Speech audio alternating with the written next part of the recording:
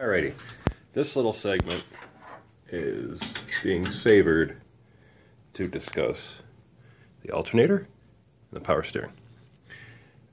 I've done how-to videos before. It's how to swap the motor in was one of them, and that's a big, it gives you the gist of it, but you can't explain every little detail in 7 minutes.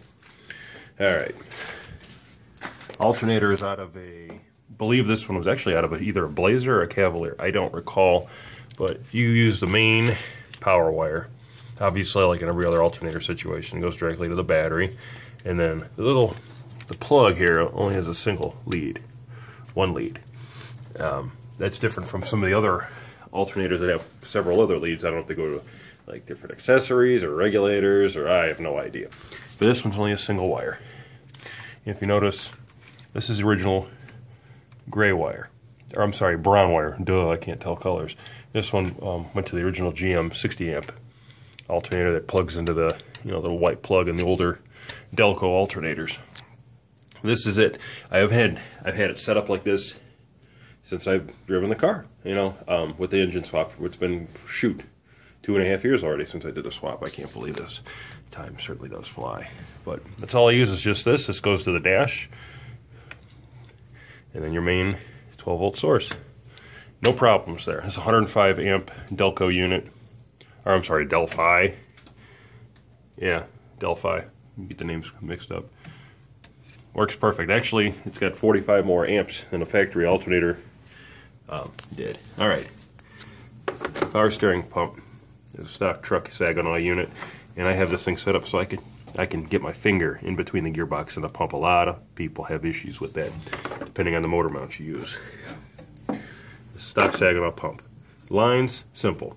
Simple 3/8, regular return line, auto parts store stuff. Cost you a couple bucks with the clamps. The pressure hose will surprise you. Pressure hose is meant for the car. Pressure hose, I looked it up by application, 83 Olds Cutlass Supreme. The fitting is the same fitting used in newer pumps. Like I said, it's a very common Saginaw pump. They really never changed the design. A couple updates through the years. But the stock GM hose for the 80s G-body or whatever application will work with this pump. Steering box out of a Monty SS, 2.5 turns lock to lock. I replaced that two winters ago because the old one was puking. It's time for a rebuild unit.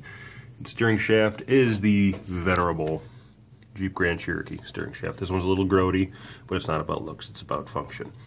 Get rid of that sloppy ass rag joint. Nice W joint unit. So, in 3 minutes I described 2 other aspects. Last time I was talking about my cooling system, alternators and power steering. Cake. Easy. If you can tie your shoes or even Velcro them up, you can do this. Any questions? Hit me up. Stay warm if you're in the north. Ta-ta.